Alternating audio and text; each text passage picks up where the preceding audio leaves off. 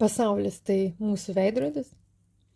Ar pastebėjote, kad kartais pasaulis atspindi tai, ką patys jaučiame viduje? Užtenka šiek tiek sušvelnėti ir aplinka tarsi pati tampa šiltesnė.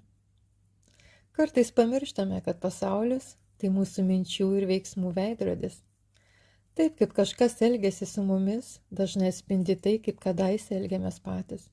Sakėme panašius žodžius, darėme panašius pasirinkimus, elgiamės taip su kitais žmonėmis. Tad jei norite pakeisti atspindį, nelieskite veidrodžio. Tiesiog švelniai keiskite tai, kas viduje. Pabandykite pažvelgti į pasaulį savo kaip kūrėjo akimis.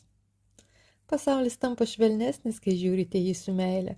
Ir jei šiandien gyvenimo veidrodis rodo ne tai, ko norisi, ką esate pasiruošę keisti savyje, ko atsisakytumėt? Pasidalinkite komentaruose savo mintimis ir kitiems tuo pačiu padėsite.